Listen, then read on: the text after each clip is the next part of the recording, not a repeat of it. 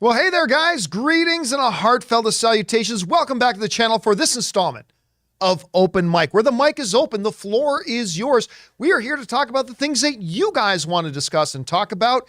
And there's two ways to get a topic or a question that you'd like us to discuss on the show. The first way is if you're watching this show any of the 23 hours of the day that it's not being streamed live, you can send in a question to our tip link at streamelements.com/John Campea/tip. Or if you are watching live right now, you can send in a question using our super chat feature simply over there in our live chat. And we thank everybody who's sending in topics and questions for us to discuss today. I got Ray over here. Right beside him, we got Jonathan Voico. Hello. And most importantly, you guys are here. So we're going to get rolling here. By the way, this is our first open mic in a few days. Thursday, we didn't have one because I left for Vegas. Friday, we didn't have one because I was in Vegas. But no worries, no fear. We are back and open mic has returned. So we're going to do all that stuff. Now, before we do, and hello to everybody in the live chat, Dalton, the Oracle, Michael, Charles, everybody who's here. Good to have all you guys here. Now, before we get rolling on the open mic part of open mic, I wanted to stir the pot a little bit. Stirring? I want to get some controversy going. Okay. I want to raise the temperature a little bit and play devil's advocate. All right? Now, I want you to, before you all start sending in hate messages and stuff like that, hear me out first, and then let's have a discussion. I'd like to hear what some people think about this. You know, there's a writer strike and a actor strike going on right now. And I've got friends who are in both, and I see how it's affecting people and all that kind of stuff. Now, one of the key issues at the heart of both the writer's strike and the actor's strike is the issue of residuals. Residuals is kind of like a royalty, right? It says that, hey, I'm going to act in your TV show and you're going to pay me, but you're also going to continue to pay me when the show gets played again, and if it gets played again, and if it gets played again, and so on and so forth, right? Like you're going to continue to pay me a residual, right? And that's one of the big key hearts, and one of the big issues, especially for actors. Like there was this one writer, we talked about her on our show. She was a writer of a show on network television, on like ABC, and got like a $4,000 residual check. But then she was also a writer on a much more popular streaming show and got a residual check for like $4, right? And that's the experience you're getting to hear from a lot of the actors too. Like I was watching an interview with an actor from Orange is the New Black saying they got their residual check for last quarter. And she said she had just gotten home from a walk where she got stopped by like 3 different people on the street saying, oh, I love you in the show, love you in the show. Got home, got her quarterly residual check. It was for $20.25. And that's not what it used to be on broadcast television. But it raises a question. And this honestly is a question that I asked myself. I've asked myself this for many years. But I want to play devil's advocate here just for the sake of discussion, all right? And I want to ask this question. Why do actors and writers, for that matter, deserve to get paid residuals when nobody else of the dozens, hundreds, and sometimes thousands of people who've worked tirelessly on a movie to make a movie come to completion and come to theaters when none of them do? I want to give you an example of this. All right, follow me here. When you think of Black Panther, there's a few things that come to mind, right? The immortal Chadwick Boseman, right? The opening up and the diversifying and the spreading open of the MCU, making it a wider thing. But one of the big things that a lot of people think about when they think about Black Panther is the incredible costumes in it. The designs, the fashion, all that stuff. It's got this meticulous look to it. As a matter of fact, the costume designer of Black Panther 1 and 2, Ruth Carter, she won not one, but two times Academy Awards, back to back. First Black woman in history to win 2 Academy Awards. She won the Academy Award back to back for Black Panther 1 and Black Panther 2 for best costume design. Unlike a lot of actors who show up and work on a movie for 2 weeks, 6 weeks, 9 weeks, whatever, she worked on this movie well over a year. working tirelessly with her and her team of designers, designing the look, the aesthetic, and the feel of Wakanda and those who dwell in it. And then she's on set with her team, during production to make sure that the costuming is all right. Any changes that need to be made. Well, like maybe Ryan Coogler, the director, wants this, that, and the other. Working tirelessly. She won 2 Academy Awards for it. It's her. She is an integral part of what makes that movie what it is and its identity. She does not get any royalties. She doesn't get any royalties. So I guess the question is, why would an actor, remember, I'm playing devil's advocate here. I'm taking that side. I'm in my lawyer's podium here, okay? Just playing devil's advocate. But why should an actor who is maybe on set for 7 weeks, maybe, put on somebody else's clothes, walking onto a set that somebody else designed, moved and acted in a way that a director told them to, and saying lines that a writer wrote? Why should that person get residuals on Black Panther movies moving forward when they play on streaming or play on a television network or what have you? And Ruth Carter, who won 2 Academy Awards, doesn't get nothing. Now, of course, she got a very good paycheck to be the designer. It's a gig. She took the gig. She got paid a good fee to design those things, do the job. She did the job. Now she moves on to the next job. But why do we as movie fans consider actors to be better than other people? If I'm playing devil's advocate, and I'm playing devil's advocate when Chris Carr is in the room because I don't want anything being thrown at me while I'm doing this. Now she would understand what I'm saying. But I mean, yeah, why do we as movie fans, as entertainment fans, why do we consider actors to be better than other people?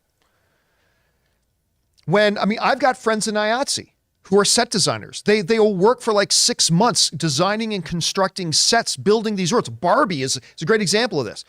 Barbie's is a lot of practical physical sets that people designed, poured their blood, love, sweat, and tears into, created this incredible world. People are going to be watching and seeing that world next weekend. They get no residuals. They don't get anything. So I guess my question is, why do actors deserve residuals? Why do they deserve to get paid more money later on? And here's another part of that question that I brought up before. And I really do want to hear, by the way, guys, I'm not asking these devil's advocate questions out into a void. I want to hear from you. I want to hear what you would say about this. I think this is a good discussion to have. But in the past, I've also, raised up the question about, well, you know what? If a show is successful, why should an actor deserve to make more money if that actor does not lose money if the show's a failure? Somebody comes along and finances a movie. They put up $100 million of their money to make a movie. And they pay the actors, they pay the designers, they pay the directors, they pay the craftspeople, they pay the cinematographers, they pay, the grips and the gaffers, and they pay all that kind of stuff. And their movie flops. Do the actors and the gaffers and the designers, do they give some of their money back? Do they give it back? No, the producer loses all the money. The producer, whoever is financing the movie, they're the one risking all their money. And quite often, especially this year, poor bastards who financed The Flash. This year, a lot of these movies are losing money. Does anybody lose? No. So then if you don't stand to lose money, why should you stand to gain money if it's a success?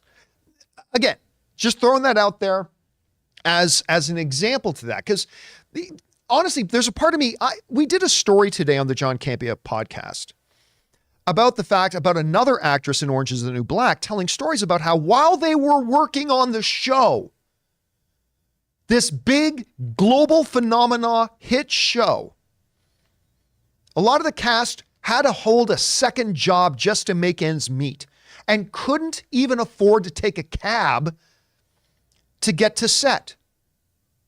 And that disgusts me. I mean, actors, you're going to hire actors to do these things. Pay them a living wage. Pay them enough money. See, there's a part of me that wonders if the entire contract system in Hollywood needs to be rearranged a bit, where actors just get paid a whole hell of a lot more money up front. Fine. If you're a studio and you're worried about residuals, fine. Take residuals off the table, but pay these people a hell of a lot more money up front. But anyway, so it's this really interesting dichotomy about how much money do people get paid now? How much money do you get paid later? How do we make it, how do we discern between which people deserve to get paid more later and which people do not deserve to get paid more later? I mean, here's another interesting thing about this whole streaming thing with the residuals too, right? I'm going to list off a number of streaming services. Netflix, Disney Plus, HBO Max, or now Max, Paramount Plus, Peacock. Am I missing one or two of the big ones? Mm-hmm. Apple TV Plus. Yeah. Paramount. Yeah, you're right. Yeah. Okay. Out of all those ones I just mentioned, how many of them are profitable? How many of them are not losing money right now? Sony's. One. Yeah. Sony doesn't have a streaming network. Yeah. Right. Sony's ahead of the game. There's only one that's not losing money. Disney Plus last quarter, recorded a $2 billion loss just last quarter. There's only, and Netflix may be making money now, but it took them like a decade to get to the point that they were making money. Again, please do not take any of this as my position. I'm throwing this all out for the sake of discussion to get a conversation going, play devil's advocate here. But I think it's an interesting thing to bring up and discuss. Anyway, that's just kind of my kind of, if I want to try to step into somebody else's shoes and look at it from another perspective. Because, we have the Designing Hollywood show on our network, right? So we have a tight connection with a lot of designers. I was talking to one earlier today. It's like, we don't get nothing. Worked for like 2 years in this one thing, designing everything, being on set, there for all the reshoots, blah, blah, blah, blah, blah. I got paid to do my job. But that movie's been living on network television and on streaming for a long time. People see my work on screen all the time. I don't get another penny. So why should an actor or something like that? Again, just an interesting thing to bring up and wonder about and talk out loud about. And I'm sure there are some really good answers a lot of people could have to give to that. I just think it's a good question to ask. Anyway, with that all down, guys, I want to hear now from you. We're going to go over, take your comments, questions, thoughts, opinions, and things like that. So let's not waste any more time and get right into it. Jonathan, what do we got up first? Grant Shellcart writes, "Hey, Ray, just want to let you know no matter how good or how bad of a day you are having, we will always love you." Oh, so that's a nice encouragement. Oh, thank you. I mean, I'm wait. I'm apparently chopped liver, but before I comment, do I get residuals if I answer? No. But if it makes you feel any better, you also don't get any residuals if you don't. Yeah. The channel will keep gaining residuals from YouTube, but you won't. Yeah, no, not you. All right, what's next? All right. Jeff writes, how come you haven't been discussing anything regarding Secret Invasion after 4 episodes in? Well, I mean, listen, I don't really know what there is to talk about Secret Invasion. I'm enjoying the show. Mm-hmm.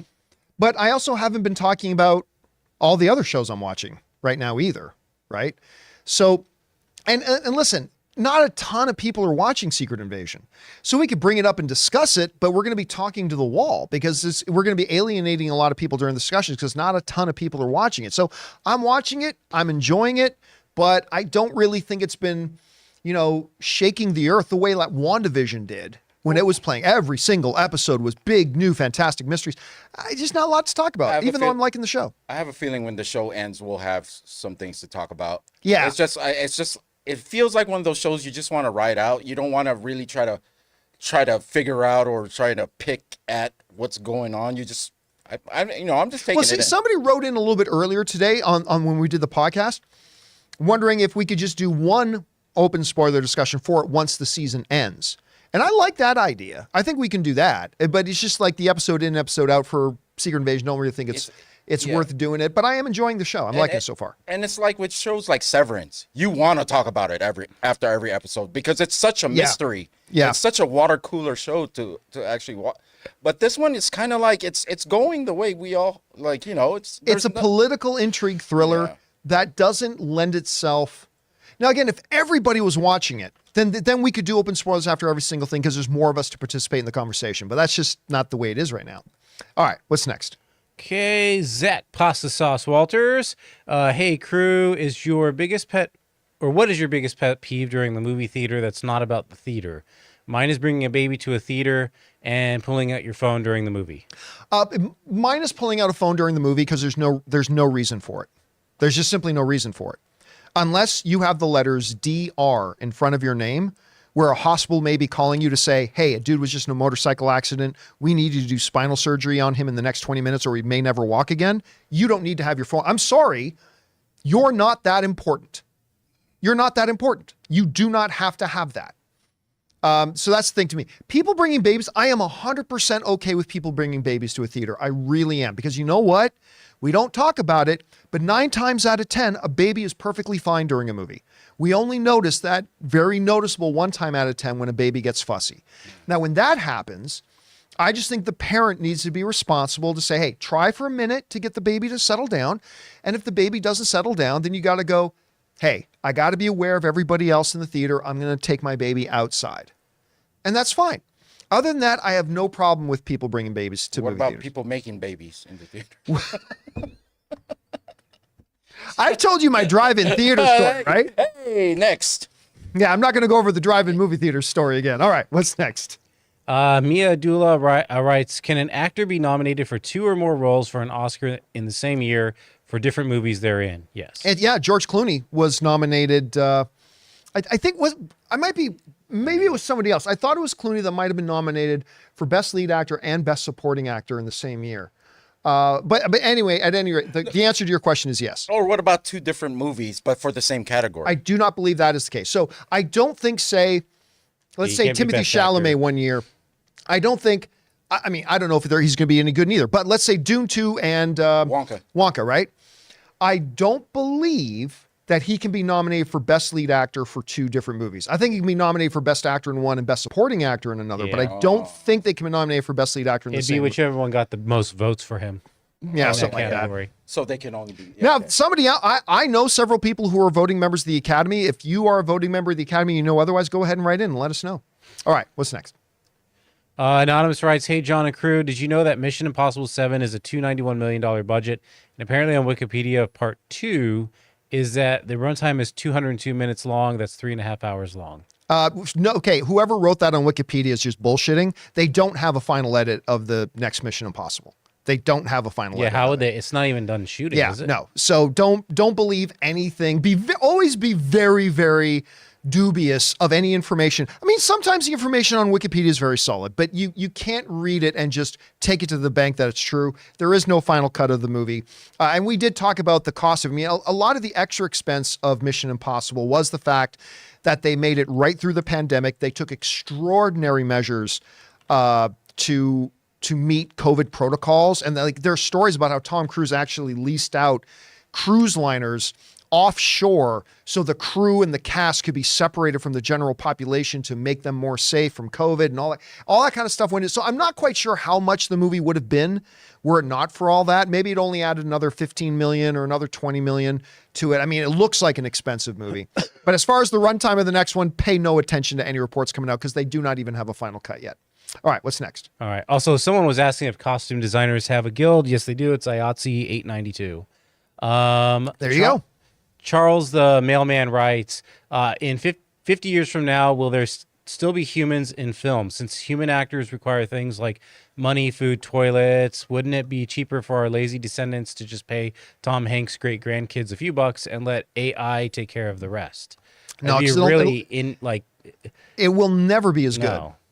It will never be as good. We go to movies to connect, and we wouldn't be connecting to that. No, yeah, exactly. So, yes, 50 years from now, it'll still be the real thing. I mean, listen, there's going to be an explosion in digital animation and all that kind of stuff. Sure, as technology progresses, that does too. But I remember when Toy Story came out as the first kind of CG, fully made CG, computer-generated kind of big feature film that went wide release in theaters. There was a big discussion around, it's like, well, what's going to be the need for regular movie? If you can just sit down a computer and spit out a movie, well, what have we found? That there aren't any more animated films that get made now than there used to be. A lot more of them are computer generated, of course, but I mean, they're still all live action and things like that. So, technology makes things, there's an evolution, but some things always stay the same. And yeah, I just think there will always be human actors in it. It'll just always feel more real, more authentic. And that's what we as an audience will always connect with better. All right, what's next? All right, Bummed Film Fan writes, regarding AMPTP and Netflix stance on WGA, I canceled Netflix for the first time in 20 years today. Not much on its own, but maybe if people enough people cancel, it'll get producers back to the table. I plan to re-up once negotiations restart, but this is a hot mess. No, it won't make any difference at all in the world. Yeah. Chris Carr made a great point this morning. Chris Carr, as a member of the Screen Actors Guild, the people on strike, Chris Carr said, hey, some of you are writing me saying, do you want us to cancel our membership? She's like, no, because that'll throw off all the reporting. It'll throw off all the stuff. And that is the information we rely on to make sure we get a good deal. So yeah, ultimately at the end of the day, it really wouldn't make any difference at all. Right. So just leave it to them to figure it out. Leave it to the WGA, the SAG, the AMPTP. They're all big grown-ups. Let them deal with their business and figure out the best way to make all this resolve. All right, what's next? Milton's Red Stapler, one of two. Regarding the hardball approach with the WGA, I can't argue with any of the points you made yesterday. I'm guessing this was last week. Right. The studios have every right to use their fiscal advantage. I do think, however, that there's a potential downside to the strategy. As I've understood it, the working conditions lower level writers are fighting to change were pretty bad. The WGA could publicly paint the millionaire studio heads in a light, let them eat cake light, starving poor artists for an extra buck. Yeah, except here's the problem. The studios and the producers don't care if you paint them like that in the light. Yeah. Listen, little secret here. The AMPTP, the studio heads, the producers, all that kind of stuff, they don't care what their public image is. They really don't. No. All they care about is at the end, just like the same reason you go to your job every day. You don't care. You just care that you get paid. And they're looking to get paid. Look, it's a simple thing as this. The studios and the WGA are two opposing forces in a negotiation. And anytime you have two opposing forces in a negotiation, one side will always try to find whatever leverage it has and use it to their advantage. The AMPTP right now are in a position that they realize, since there's no immediate, like the writers went on strike, and has anything happened? Nothing's happened, right? As far as what we as an audience can perceive. Movies are still coming out in theaters. Movies before the actors strike, we were talking about the WGA. Television shows were still shooting. Movies were still in production. Deadpool 3 was in production, all that kind of stuff. So you see, the studios knew we have leverage. We've got time on our side. We're not going to feel the impact. This is the studio's thinking, right? The AMPTP is thinking, we're not going to really feel the impact of the writers being on strike until a lot longer after the writers start feeling the impact. So we've got leverage. And I'm sorry, I know some people got mad at me for saying this, but it's the truth. You can deal with it or you don't have to deal with it. But if the WGA had that advantage, and they don't, obviously, but if the WGA had that advantage, you bet your ass they would be using that advantage. And the AMPTP they're the ones who have the advantage. And so they're leveraging it. Now, here's the thing. It's different. I'm going to make a different video on this tomorrow. But just the short form here is this. SAG, the Screen Actors Guild, have a fuck ton more leverage on the AMPTP than the Writers Guild do. Because what happens? The day the Writers Guild went on strike, nothing happened. But the second that the actors went on strike, everything had to shut down. Deadpool 3, shut down. Venom 3, shut down. I mean, even on the premiere side, the Oppenheimer premiere, they walked out. The actors walked out of the premiere. Yeah. So the Screen Actors Guild has a hell of a lot more leverage because the impact of them striking is not hurting the AMPTP and the studios 5 months from now. It's hurting them right now. And that's why I expect that the SAG strike will be over a lot longer before the WGA strike is done. I don't think the SAG strike is going to last very long. Why? Because SAG has something the WGA doesn't. Leverage. And they're going to use it and stick it to the AMPTP as hard as they can. And they're going to get a deal a lot faster than the WGA does. All right, what's next? And then I would only argue there is a downside with the WGA, but it's not what you're referring to. It's not going to be their bad rep, the producer's bad rep. What it'll be is some of the things the WGA is requesting and requiring is to improve their ability to make good stories. Yes. So the producers on some of the things that they're being staunch about, it's like they're shooting themselves in the foot because some of these things would actually give them better stories. So no, see, yeah, some of the things the look, a number of the things that the Writers Guild are asking for are damn well things the AMPTP should want to be giving them. Yeah.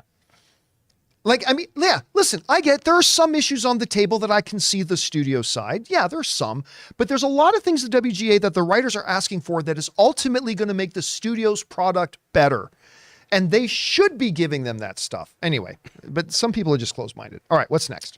Just Jay Newby writes, the other day, John, you made a cool theory that Deadpool and Wolverine are fighting a Deadpool variant who's been killing the Fox characters. What if it ends up being the Deadpool from Origins? He did technically survive, thanks, bring on the trench coat. You know what? Somebody else wrote into me and suggested that. What if, okay, so my theory was basically this, and my theory sounds similar to some other theories that are running around there too. But my theory is that Wolverine and Deadpool team up to stop a Deadpool variant who got mad that he never got to go to the MCU because the X-Men were so successful, and therefore that Deadpool's going around killing all the old Fox X-Men. And Wolverine and Deadpool are just trying to stop him. The idea of that villainous Wade, Deadpool, is the one that got his mouth removed. It's an interesting one. I could see that happening. I don't know if Ryan Reynolds wants to even remind people of that one, but it's possible. All right, what's next? Haley Steinfeld's husband. For Chris, how does the actor strike affect your VO classes and such? Are you still allowed to do them? Well, obviously Chris does not do open mic, but I can answer that. It doesn't affect her at all. Look, a lot of people have asked me like, hey, can Chris even come on your show anymore? Or can an actor do this? Listen, the actors are in a contract dispute with the AMPTP, right? They're not in a contract dispute with anybody else. So, for instance, the John Campea Show, I am not a part of the AMPTP. So Chris Carr can come on my show and do whatever she wants on my show. Chris Carr's voiceover company is not a part of the AMPTP. Like, she doesn't go and have brunch with the heads of Netflix, Sony, Universal, and Disney. So she can do whatever classes she wants to do, right? So it's not like, see, some people have this perception that actors aren't allowed to do anything now. That's not true. It's just that the actors can't do anything that is associated with the studio signatory companies of the AMPTP. Other than that, totally good to do whatever they want. All right, what's next? Marie Reich writes, saw MI7 with a friend and we loved it. Action, thrill, suspense, twists and turns throughout the whole movie. At midway into the movie, my friend told me he already wants to go see it again. That's how great it was. Loved the Atwell character. Definitely a must-see. Movie's fantastic. I went in expecting it to be good. I expected it to be good. I even expected it to be a little bit better than that because the reactions for it were really, really high. I was not prepared for how much I would like that movie. Like, I was right into it right up until the very end.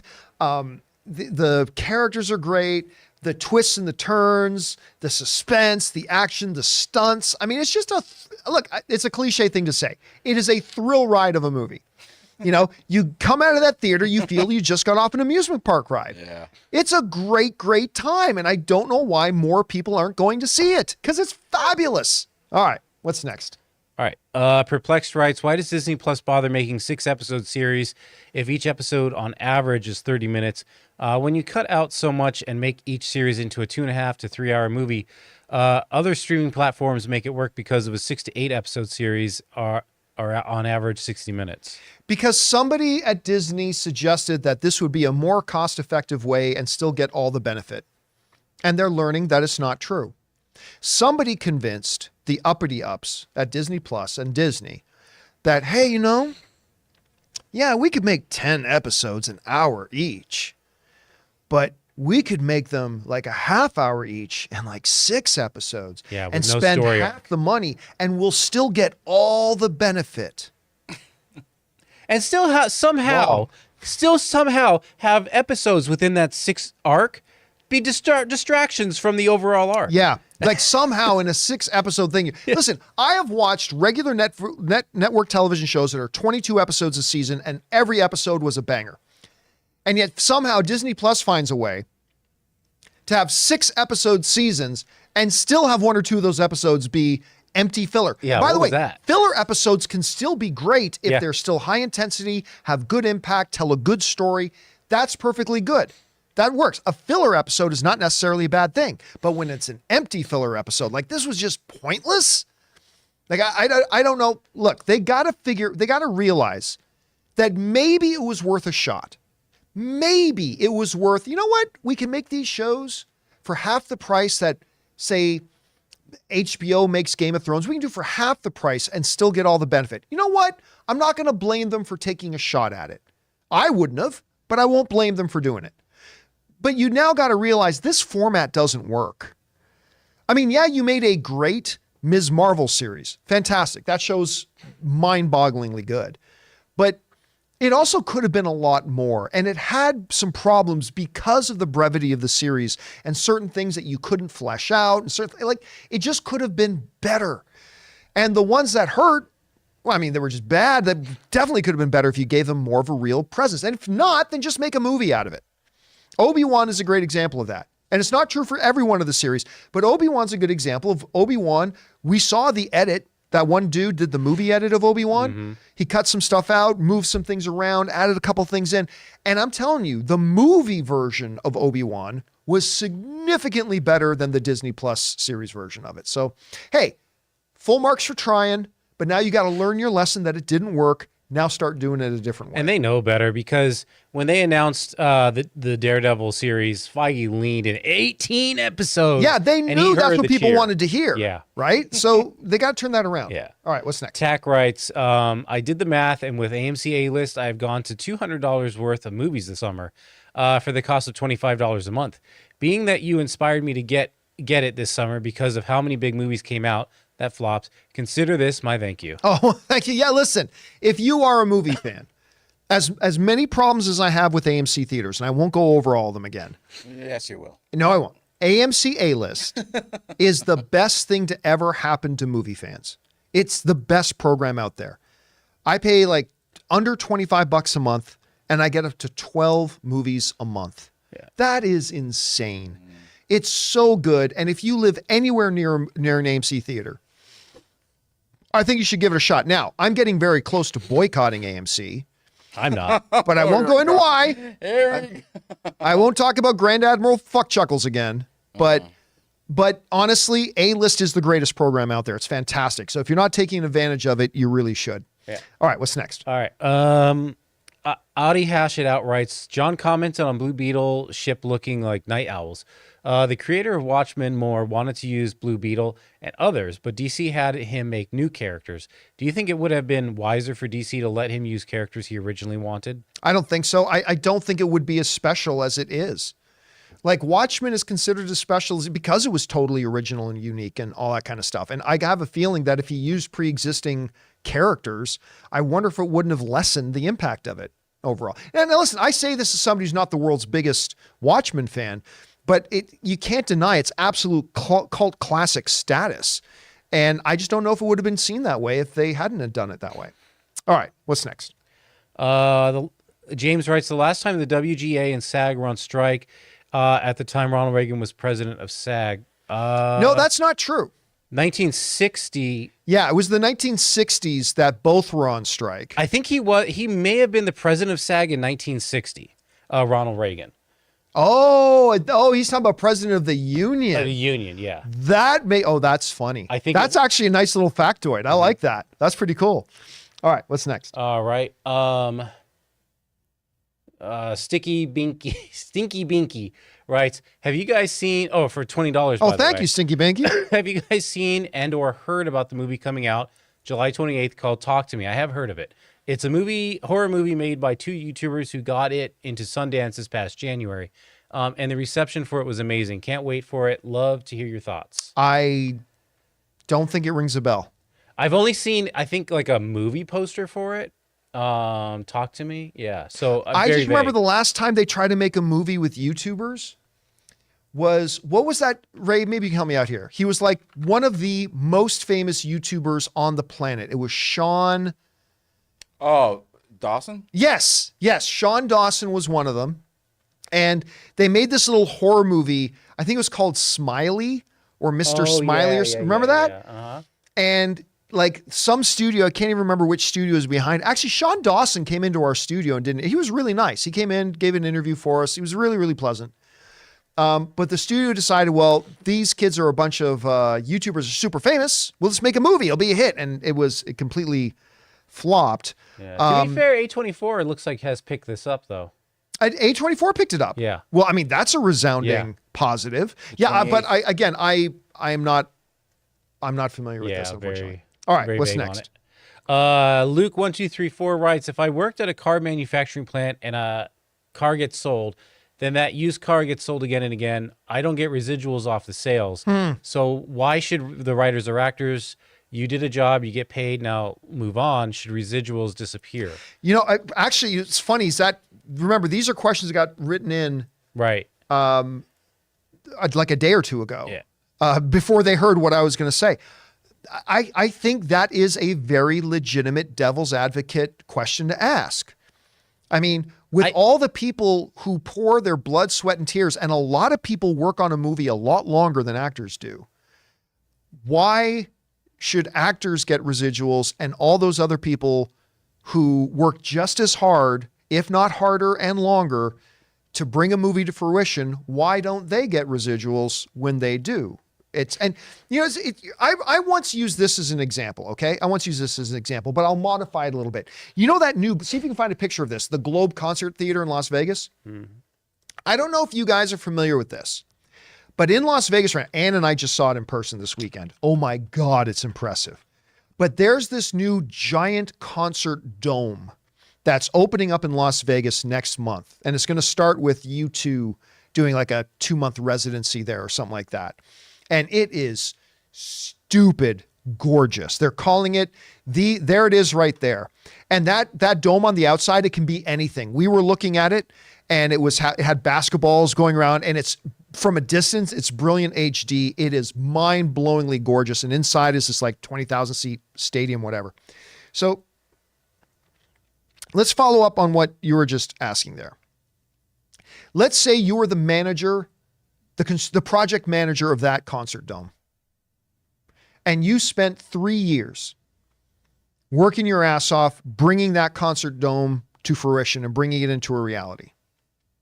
Now, every time there's an event in that concert dome is going to generate millions of dollars in ticket sales.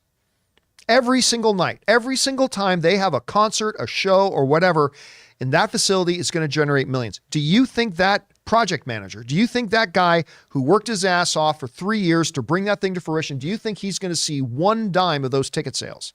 Of course not. He got paid his fee. Hopefully he got paid really well. Hopefully he got paid better than the actors do, because the actors are being drastically underpaid. We found that out today. So hopefully he got paid a good salary, good wage, did his job. Now he moves on and does another job. If I'm a construction guy on that thing, I don't get paid a residual on it. So why do act? Again, playing devil's advocate here. I'm not saying that's my position. I just think it's worth a question that's asking. All right. What's next? I would just add, in terms of his example, your likeness is not on that car. And if, let's say, Ford is the company you're talking about, every time that car is sold aftermarket, Ford doesn't get another percentage of that, right? That just goes to the previous owner. If Ford got a percentage of that, I would say then yes, you should, as part of a profit sharing thing, that maybe your union with Ford. Right, but they don't. Contracts. Right? That's the thing. Well, so like Robert says, though, it's what it ain't what you deserve. Yeah, it's what you negotiate. And like to your point about it's not your likeness, but my argument would be that's what the actors are getting paid for. They're getting paid for their likeness. They're getting paid to be on screen for that one project. And but make no mistake, there should be no two sides to the issue about whether or not a studio should have the rights to use an actor's likeness later on. No way in hell they should be allowed to do that. Actors need to protect their image. Absolutely. Anyway, all right, what's next? All right. Did we do Luke? Yes, this is a new Luke.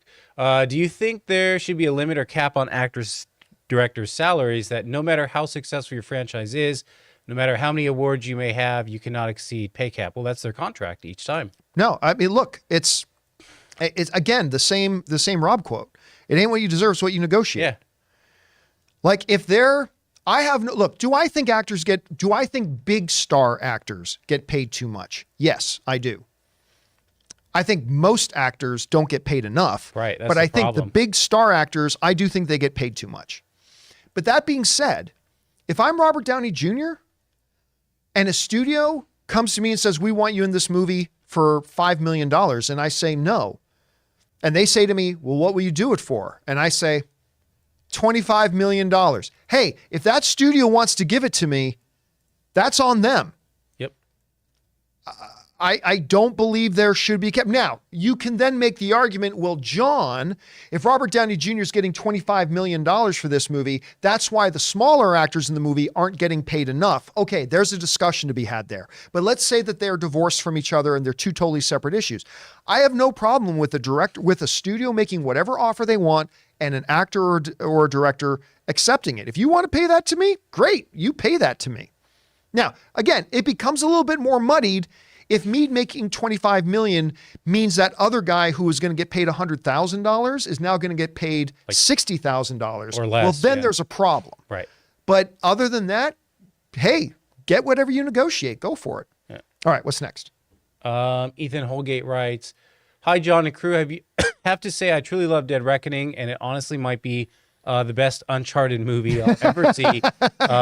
Director Chris McQuarrie did say he was a fan of the games a few years back, explains the plane stunt also in MI5, and TC always delivers. Tom Cruise. Chris, you know what? Who's going to be tragically overlooked in the greatness of this is Christopher McQuarrie. I mean, I get it. The godfather of this franchise is Tom Cruise, no doubt. But guys, in all the praise that we're going to heap on Tom Cruise, and he deserves it, let us not forget that the director of this movie is Christopher McQuarrie. And he has done a remarkable job. There's a reason Tom Cruise keeps wanting to work with this guy. And the job that he has done in this movie is nothing short of incredible. McHugh, as Tom Cruise calls them, and Tom Cruise are a terrific team, man. They are a great team. And I hope to see them making movies still for a long time to come. All right, what's next? Garden Variety Vagabond writes, what to say about the early scene of Foundation? Lee Pace is astounding shape and... skip over it. Haven't watched it. A lot of people haven't watched it yet. Sorry about that, Garden Variety, buddy. I appreciate you writing in about it, but I haven't had a chance to see it, so I can't even comment on it yet. Garden Variety. Shame on you. Nathan Orianda writes, hey, crew, Oreda writes, sorry. Hey, crew, have you ever been to the San Diego Zoo before? Yes. I'm going on vacation to California in a few weeks. Wanted to try that out since it's one of the 4 biggest zoos in the U.S. I recommend the Wild Animal Park over the zoo. Ann and I have gone to the San Diego Zoo. It's great. We have a great time. Now, the better place, though, the best place, is in Hamilton, Ontario, Canada.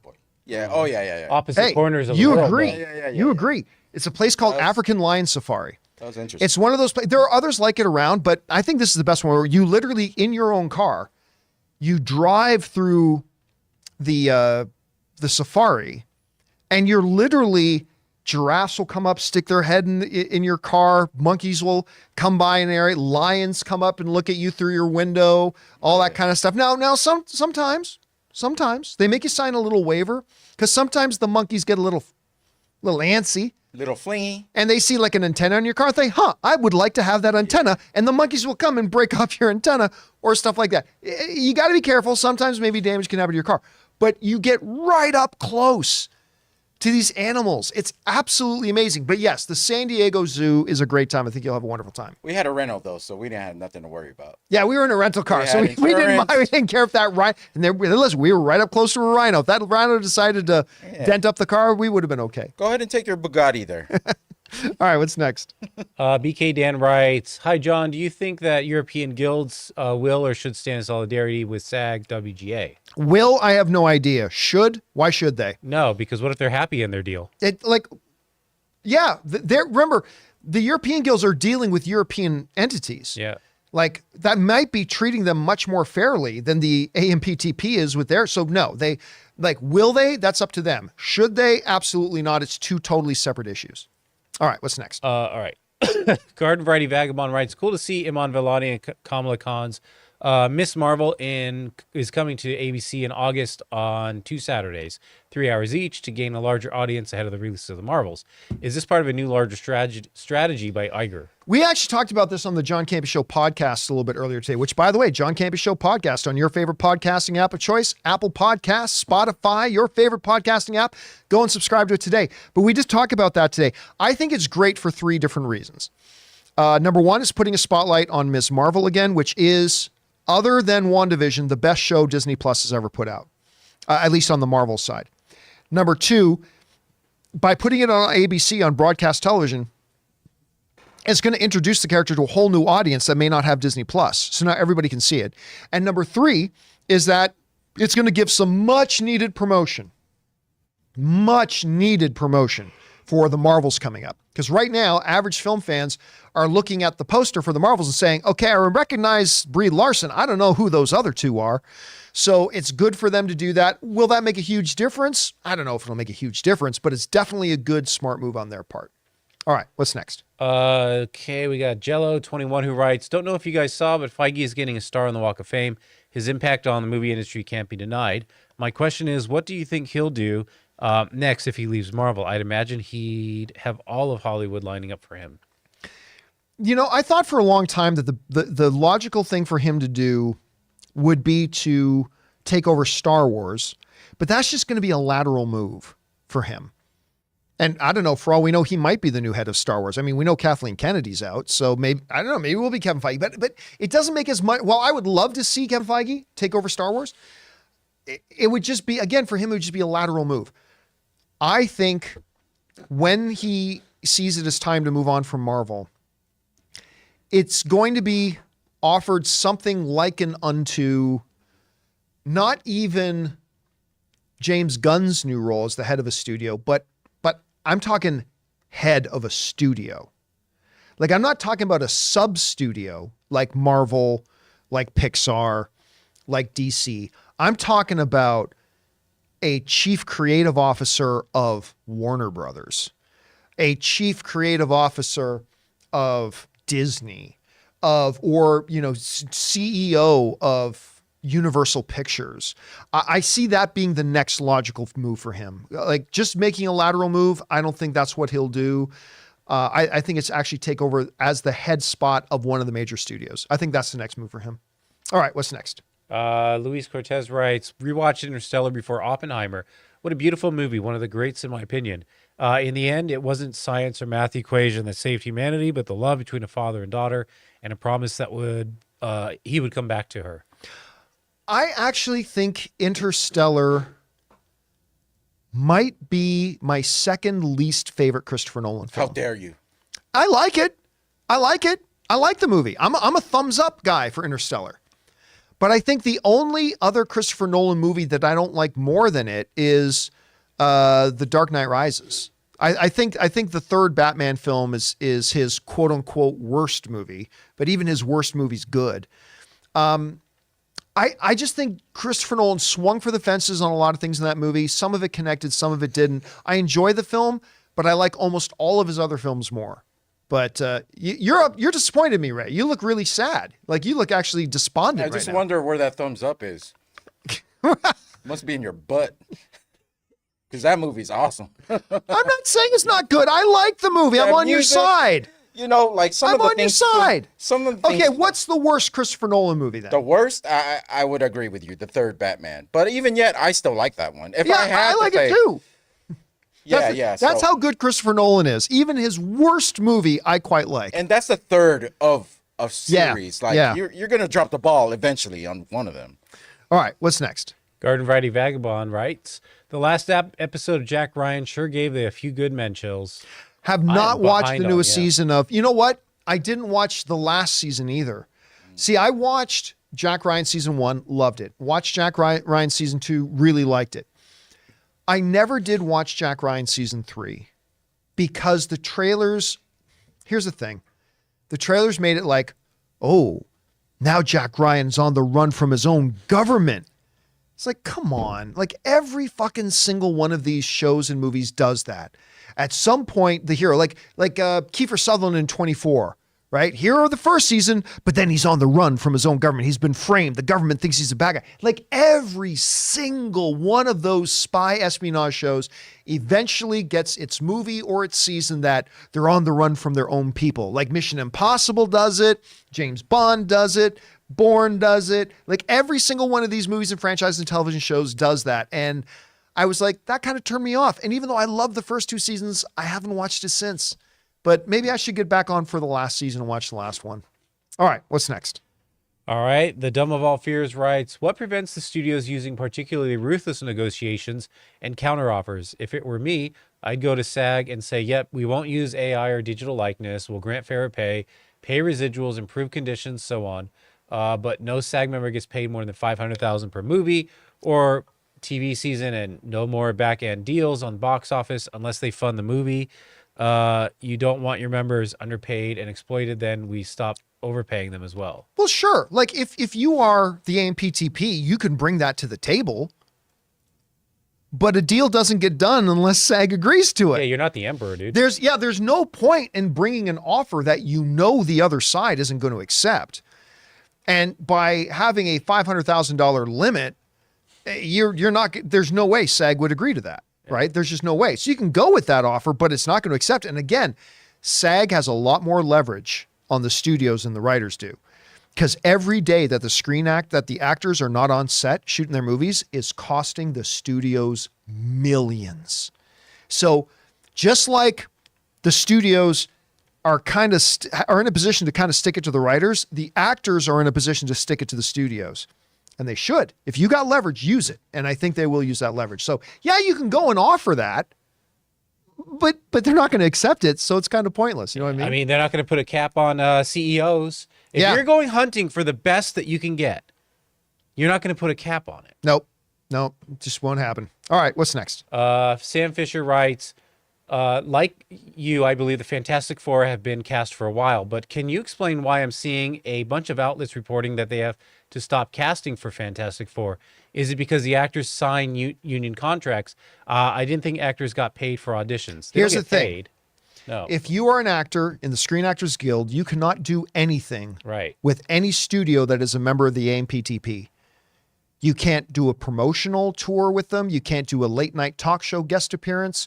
You can't go to auditions. You can't do anything. You can't lock down future casting. Yeah, you can't do anything with any of the studios that are signatories of the AMPTP. So yeah, it makes total sense. That's why there are no auditions going on for anything. Yeah. That's just it.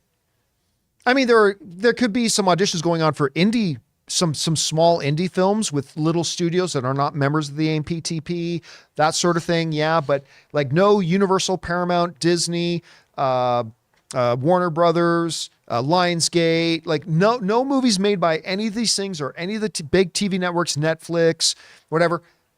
Nothing can a member of the Screen Actors Guild go and be a part of. It's just part of the strike, part of what it is. All right, what's next? All right, so now we can switch over to supers. But well, then if we are, why don't we take a minute then here? Yeah. Since we're through that part, before we go over to the live chat, we're going to take a minute, guys, here and thank the sponsors of today's episode of Open Mic, our friends, my mobile service provider, Mint Mobile, and Birddogs. We want to take a second and thank the sponsor of this video, Birddogs. You know, as a guy, there's only two things that are important to me when it comes to fashion: looking good, and even more importantly, being comfortable. And that's where our sponsors, Birddogs, come to the rescue. Offering everything from pants like stretch khakis, joggers, and sweatpants, to shorts like gym shorts and swimsuits, and even great looking and comfortable polo shirts. Birddogs, like their stretch khaki shorts, are designed to fit slimmer through the thighs and legs, giving you a truly sculpted look. Birddogs shorts fit way better than regular shorts that are made of a stiff, restricting cotton. You see, Birddogs fixed this issue by inventing cloud knit fabric that looks just like khaki, but stretches so you get a way slimmer fit without having to sacrifice movement. And that's just one of the reasons that by wearing Birddogs, you're gonna look good and, more importantly, feel good. So guys, go to birddogs.com/Campea for a free Yeti-style tumbler with your order. That's birddogs.com/Campea for a free Yeti-style tumbler. Use code Campea. You won't want to take your Birddogs off. We promise you.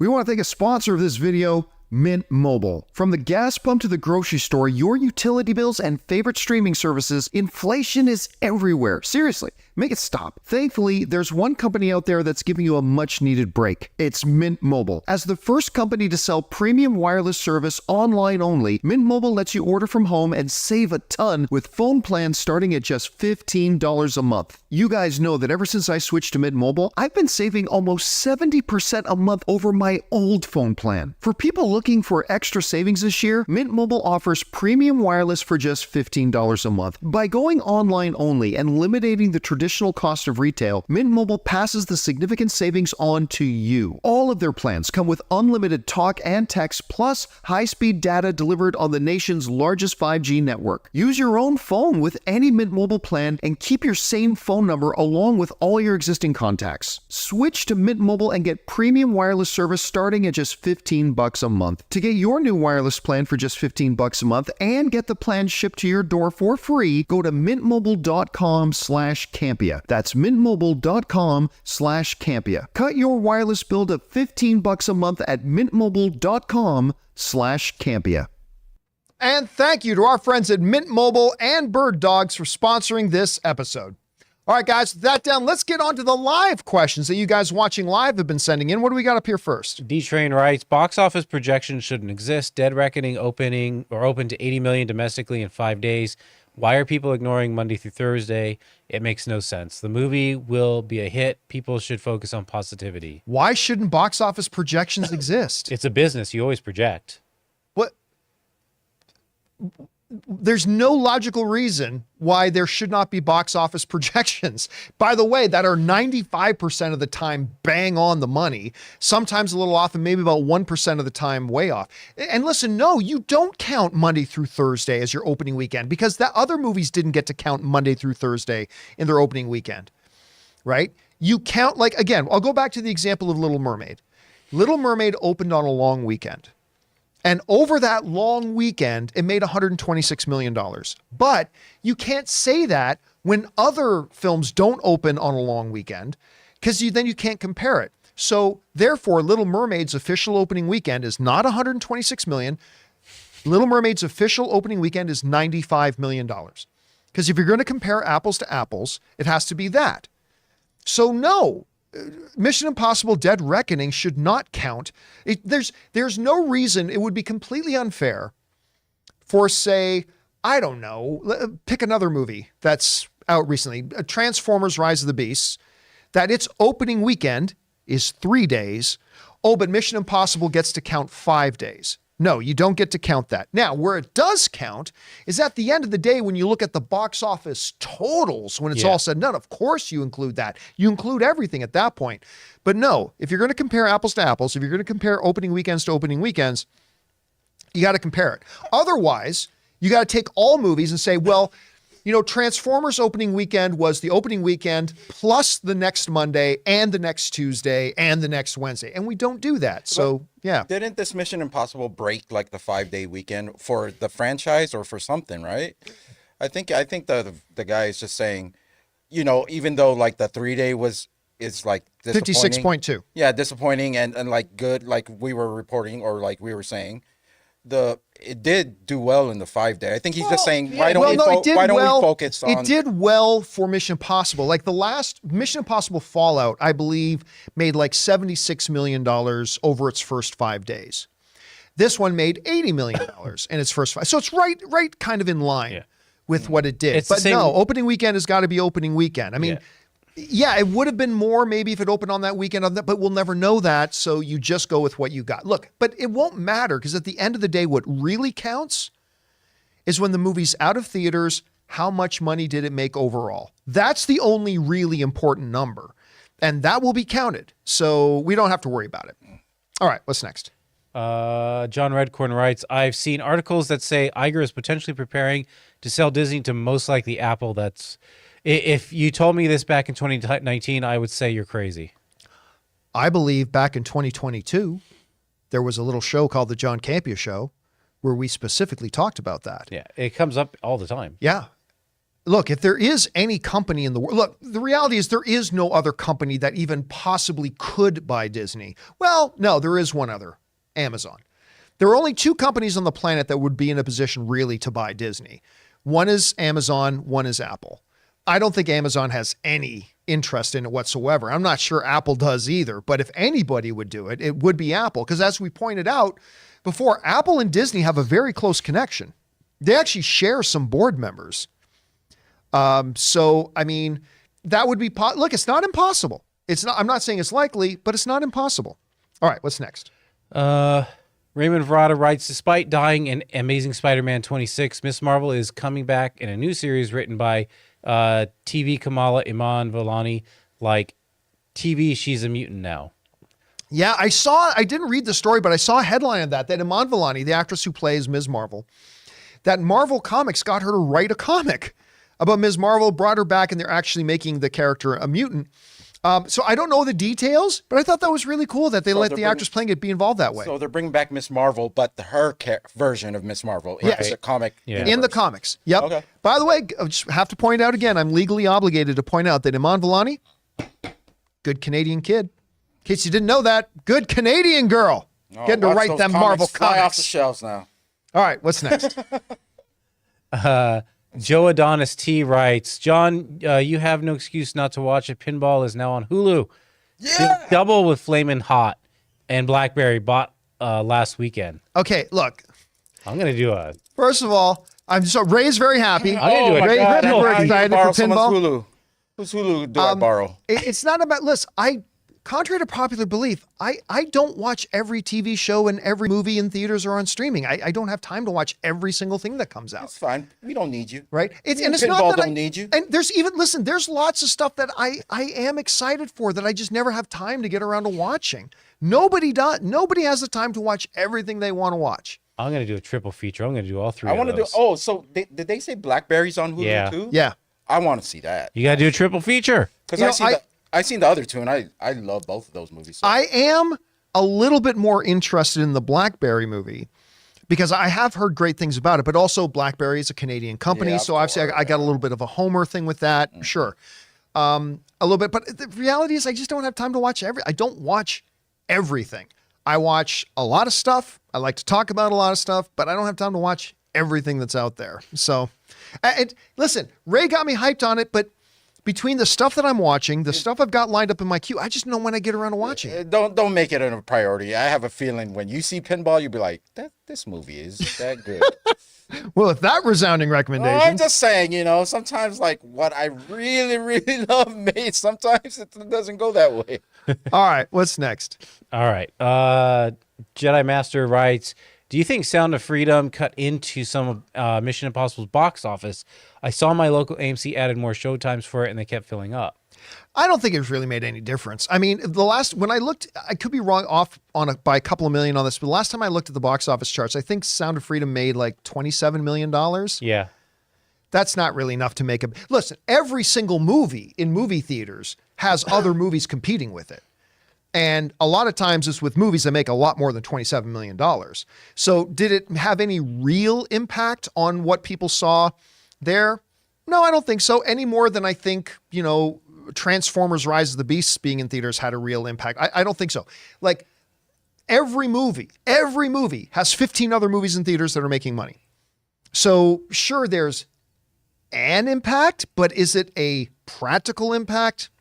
I don't really think so. I mean, listen, if that movie or say Insidious, by the way, I haven't seen either of those. I haven't seen Insidious and I haven't seen Sound of Freedom. But if either of those two movies made, say, $75 million this week, well, then yes, then I'd say that had more of a pragmatic effect on something like Mission Impossible's box office result. But neither of them made that kind of money. So I don't think either of them had that big of an impact on it. You'd have to say all those people that would have otherwise gone. Yeah, right. So you have to say everybody who went to go see Insidious this weekend, that if they hadn't gone to see Insidious, they would have gone to see Mission Impossible. And I don't think you can make that argument. All right, what's next? John Redcorn writes, in my opinion, 2 reasons why MI7 struggled opening weekend is outside of Tom Cruise. There's no big stars in it, and it doesn't appeal to younger demo, i.e. 18 to 35-year-olds. Here's the problem with that, though, John. Here's the problem with that. Just a couple of years ago, there was another Mission Impossible movie. called Fallout. That movie made nearly $800 million. Right? And I don't know that you can say that there's no other big stars in it. I mean, you got the star of Silo in there. Rebecca Ferguson has become a big star. Is she major top of the, like up there with Emma Stone, big star? No, not necessarily, but Rebecca Ferguson's a big star. Captain Carter is becoming a big star in her own right.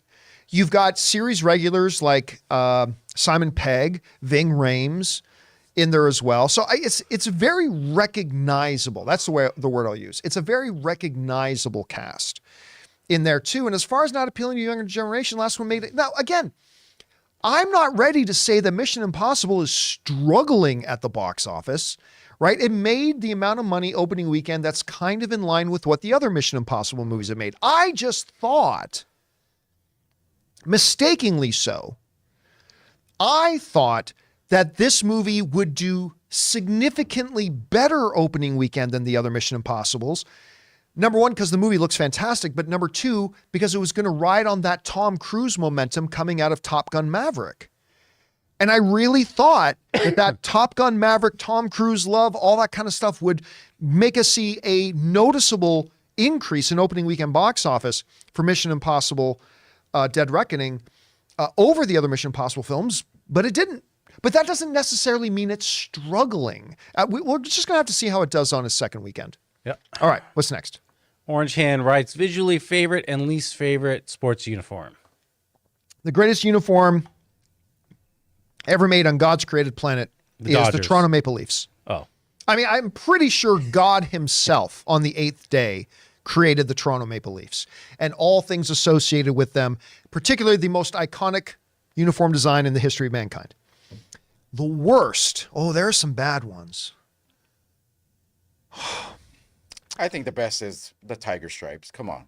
So original, baby. Well, of course, you're going to say the tiger stripes. No. I really do think it's one of the coolest uniforms just because the tiger stripes. Come on the helmet. Come on. There are some bad ones. I'm not quite sure. I never liked the Washington Wizards outfit. Yeah.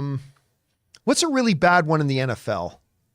The Browns, maybe, I hate to say, because it's so plain. It's plain, but like Is it clean, you though? don't look at it and go, ooh, No. because it is so simple. Yeah.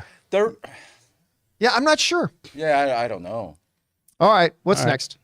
Terry McGinnis writes, the Blacklist finale was bold. I watched the show since 2013, which is crazy. It's been around that long.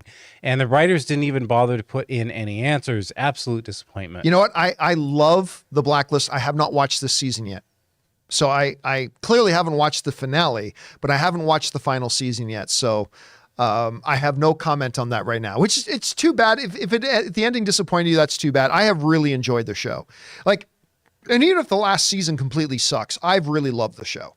And if it's a bad last season, it's a bad last season. But I think it's been a fun ride with this. And James Spader has been, chef's kiss. He's been so good in this. I love him in it. All right, what's next? All right. King Daddy Goat writes, I say let studios sign actors like free agents for years for a certain salary. Could that ever work? Kind of like how sports does it. That's sort of like the old studio system, and I don't think they'll go back to that. Yeah, that the actors desperately fought to get out of that. Yeah. Because that's the problem, right? An actor signs a deal like that, suddenly they're owned. Yeah. And they can take advantage of no other opportunities. They have no leverage with the studio that they're with. If you sign like a 5-picture deal, great. But now you got to sit there and wait. And then you got to take whatever picture they offer you. And if you turn it down, fine, you turn it down, but you can't take any other jobs. You're under contract to us.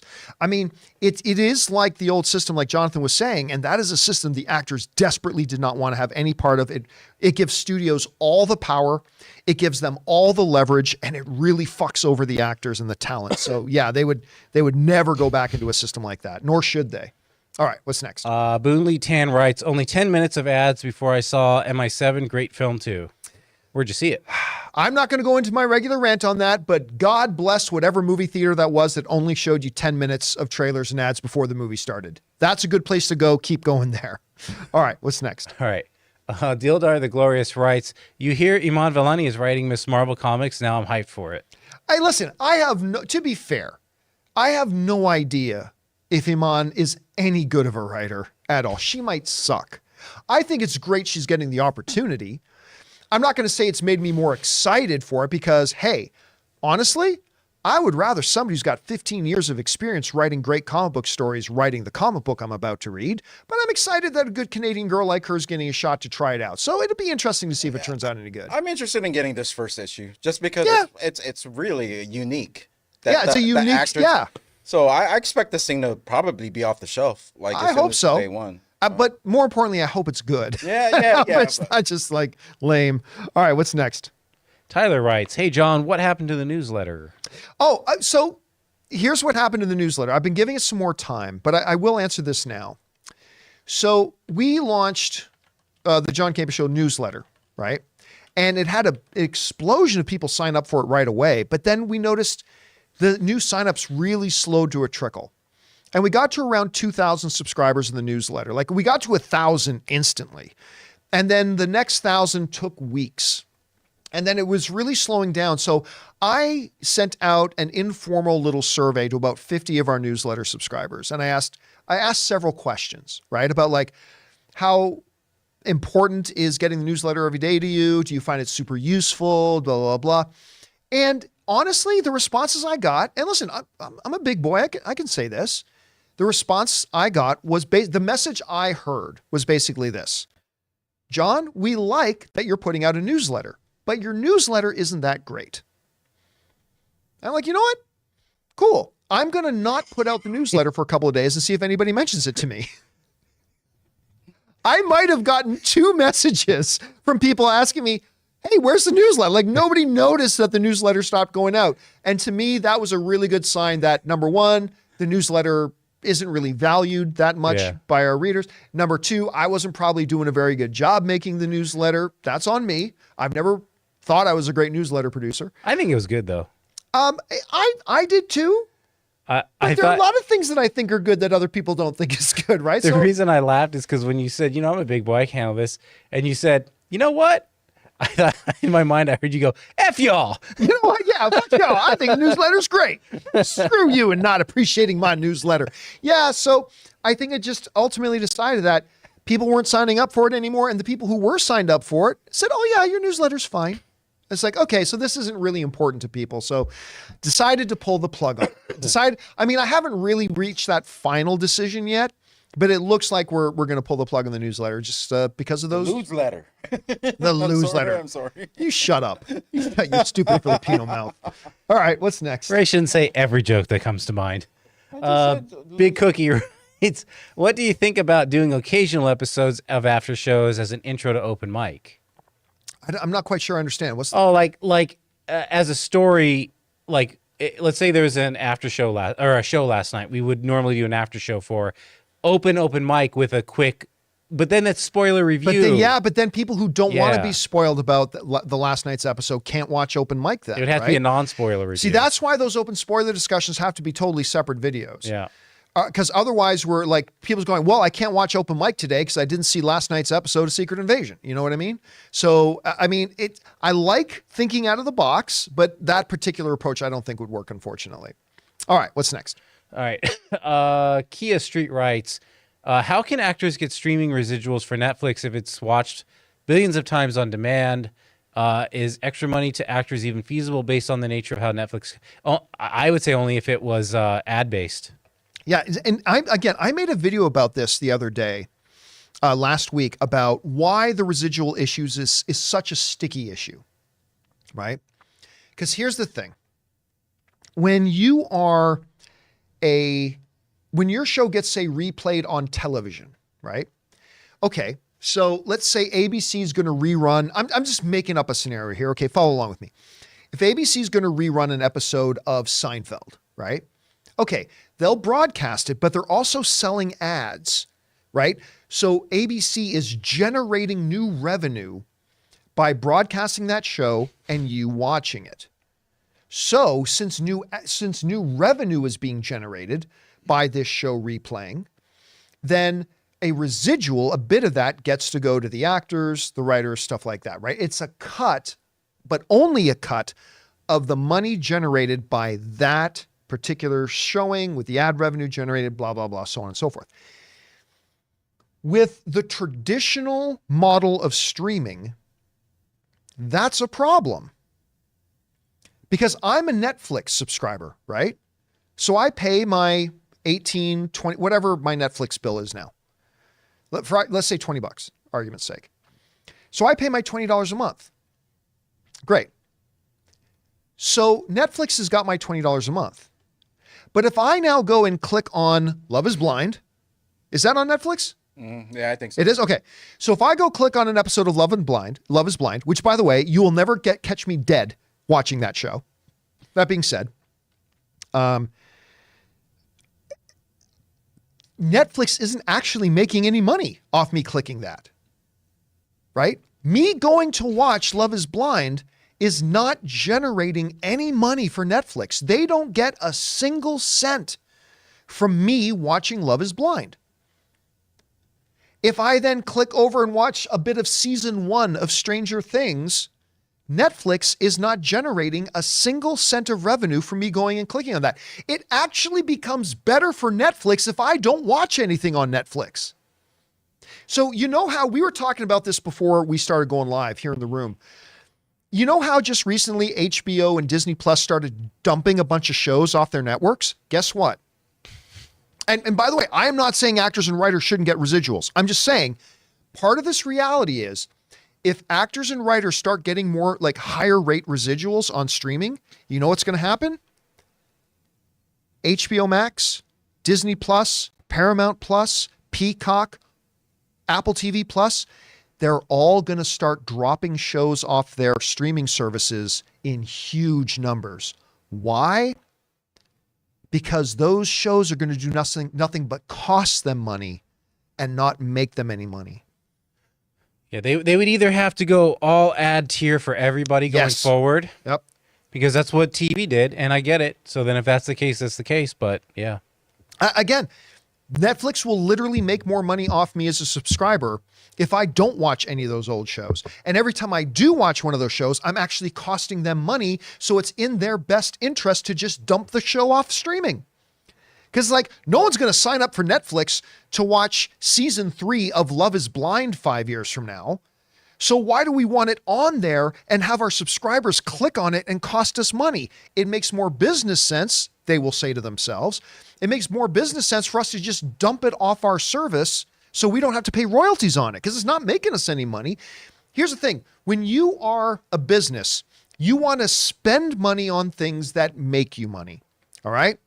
Here's Business 101. Spend money on things that make you money. And if you're spending money on things that don't make you money, you get rid of that thing. And that's what we're going to see the streaming services start to do in much bigger proportions and scales. Again, streaming is such a new thing. We all forget that. We all act like streaming has been around for generations. For some of the people watching, it's their whole life. Yeah, but yeah. Again, it is such a brand new thing.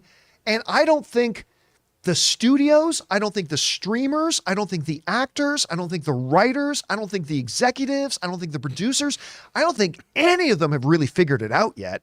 And that's why we're in this really, really weird time about how they're going to get this all sorted out. And they'll get it sorted out. But it's just like you say, this is a major shift. And it takes time. And this was going to happen. Yep. And so anyone thinking like, well, I only side with the unions or I only side with the studios, none of them have it all figured out. So they're going to have to, and they will. And we'll move forward. All right. What's next? Dildar the Glorious. When the MCU, right? When the MCU does X-Men, they should not do the Phoenix Saga for a while. Fox did it twice and failed miserably both times. I don't agree. Now, I'm not saying they should do the Phoenix Saga, but what we are learning is that the audience has a much shorter memory than we think. For instance, you could make the argument Marvel shouldn't do a Fantastic Four for at least another 10 years because they made a bunch of Fantastic Four movies and then they rebooted it and it all failed. So they shouldn't do another Fantastic Four for a while. I don't think that's true. I think they can go, I think they understand that the audience will get and understand that this is a new iteration of Fantastic Four. Now, I'm not saying Fantastic Four when the movie comes out is going to make $1 billion. But I think it will do okay. So when you look at like the Phoenix Saga, yeah, you could go, you could be skeptical and say, well, they did the Phoenix Saga before and it didn't work out. Okay, but I think the audience is smart enough to know that this new X-Men, whenever we get them, this is a brand new thing. This isn't the same one as before. This is a brand new thing. And if they do the Phoenix Saga, which by the way would be minimum 5 years from now, right? We don't even have any X-Men yet, let alone a Phoenix Saga movie. But once they do it, I think they can trust that the audience will get the fact that this is a totally different thing than the old X-Men films. They're doing it with Fantastic Four. I think they can do it with X-Men. I might be wrong. I might be totally wrong about that, but that's the way I think they'll look at it. All right, what's next? Oh, that's it. And guys, that'll do it for today's installment of Open Mic. Thank you so much for being here and making this show part of your day. Big special thank you to all you guys who sent in those tip questions and super chats. Number one, because you gave us really fun, interesting things to talk about. But number two, you supported this channel and everybody involved with it. And all of us, thank you guys so very much for that support. Again, guys, don't forget, go and sign up to our podcast, the John Campea Show podcast, which, by the way, we also put our Open Mic episodes up on that podcast feed. So if you want to get caught up on Open Mic in a podcast format, go and make sure you sign up to the John Campea Show podcast on Apple Podcasts, Spotify, whatever your favorite podcasting app of choice is. So for everybody in the room, Ray Ora, Hey. Jonathan See you Voico, tomorrow. my name's John Campea, and until tomorrow, my friends, bye-bye.